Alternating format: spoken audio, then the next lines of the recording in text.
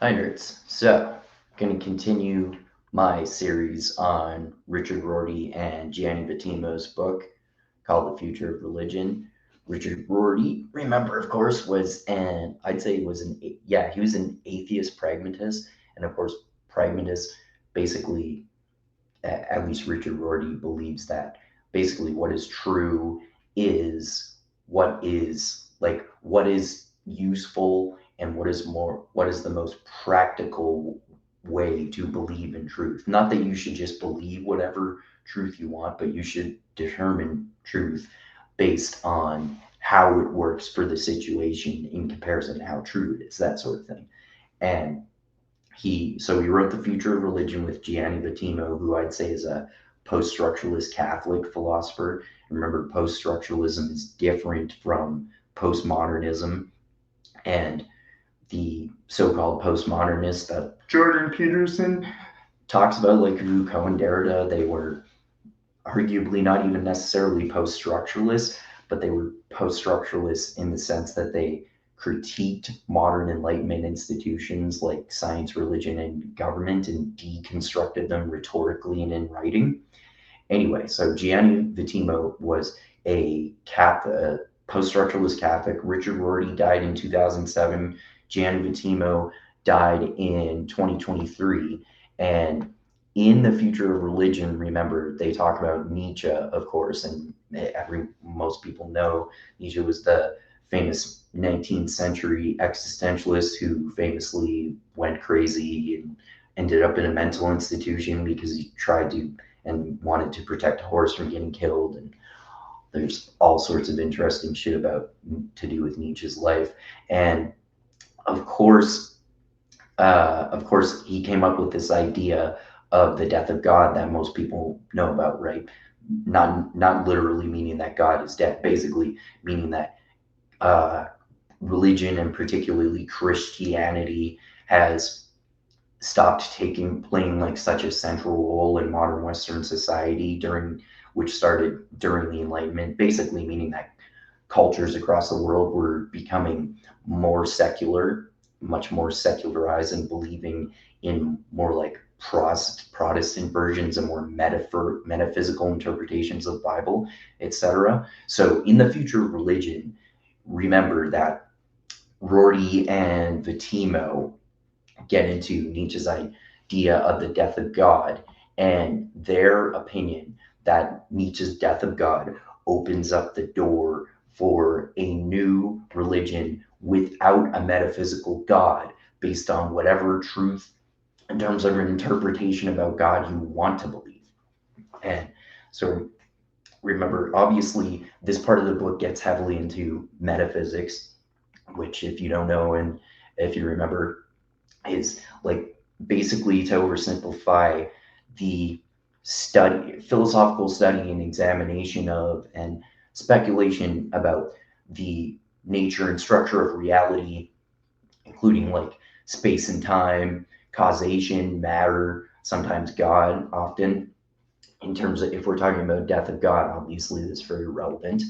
And of course, basically, this paragraph that I'm about to get into also gets into hermeneutics, basically to oversimplify meaning interpretation. It's often biblical interpretation, but sometimes interpretation of wisdom literature or philosophical texts as well. And Gianni and Vattimo talk about hermeneutics in basically in relation to Nietzsche's death of God. And also talk about empiricism and historical materialism. Remember, I've also been doing that series on the famous, I think, 18th century Enlightenment philosopher, maybe 19th century, John Locke, who was one of the most famous empiricists. Basically, to oversimplify, empiricism is that you basically believe that all knowledge comes from sense experience. All of your senses, what you see, touch, smell, hear, and taste, that determines what is true and gives you not in the world and gives you knowledge about how we truthfully interact with people in the world.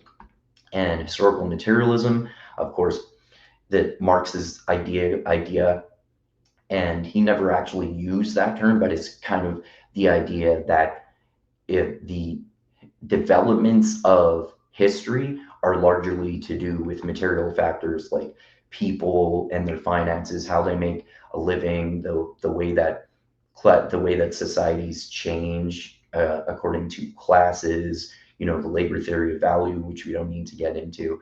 And also, this is a bit of a tangent, but Rorty and Vattimo get later into the paragraph. I don't need to get into this time, and I will next time. They get into Heidegger, of course, famous 20th century. You could say that he was an existentialist philosopher too, and he studied metaphysics and phenomenology, of course. And phenomenology, of course, was founded by Husserl, who was Heidegger's student, and and basically also in terms of historical materialism, Habermas, whose book I've also been getting into, was very critical of Nietzsche's idea of historical materialism and thought that it needed a lot of revision. Remember, Habermas, again, contrary to what people like James Lindsay and Jordan Peterson will tell you, they're not really anything such thing as cultural Marxists. Habermas was not a Marxist, and like many other people in the many other critical theorists in the Frankfurt School, they studied the way that the culture of Marxism extended and remained in modern Enlightenment Western culture after the like communist regimes of the 20th century. And so anyway, that's Habermas's thoughts on historical materialism. Okay, but anyway, with all that in mind, I'm going to get into the actual paragraph here. Okay, so the philosophical truth of hermeneutics makes basically meaning interpretation, remember. Namely, it's claimed to be a more quote unquote valid thought than other philosophies, for example, to be more quote unquote truthful philosophy than neo-empiricism, like I said, believing that all knowledge is derived from sense experience, or historical materialism, that most of the progression of history is based on material factors. So we're talking about different philosophies, basically.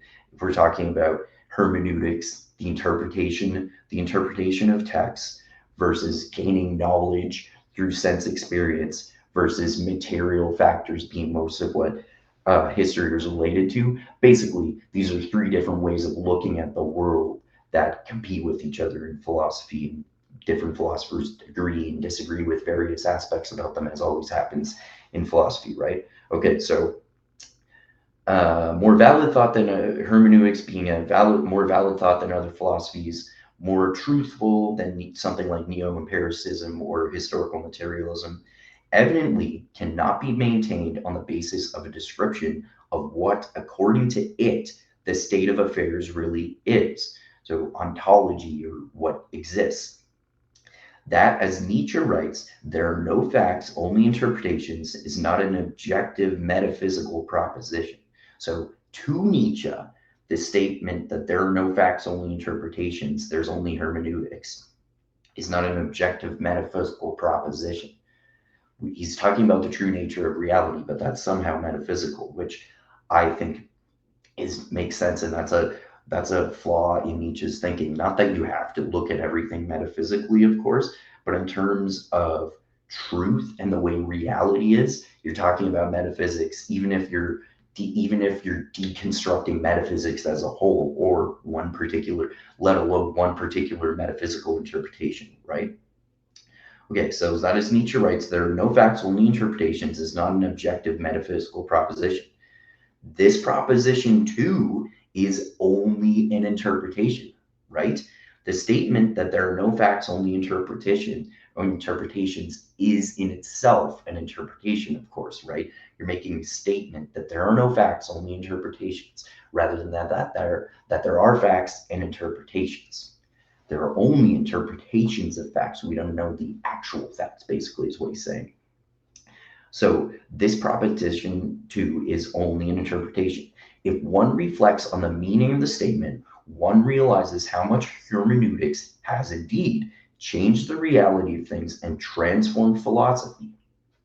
So basically, how we interpret events in reality is how we determine what is true. So the exact facts, they do certainly sure as fuck influence the way we look at reality, but interpretation of truth is how we define reality. So reality is based on our interpretations of truth. So, but this is like, to me, the main aspect of this to highlight is that Rorty and Vattimo are pointing out that, ironically, Nietzsche critiqued the idea of metaphysics and said that there are no facts, only interpretations, which is a point of view from hermeneutics, of course. But if you're saying that there are no facts, only interpretations, that it's in itself is an interpretation. And I agree that our interpretations of truth are how we see reality. They don't affect what objective reality necessarily is, but they affect how we see reality and what we define as true. So effectively, it's what we believe to be objectively true. So what we believe to be objectively true is actually based only on our interpretations of what is true.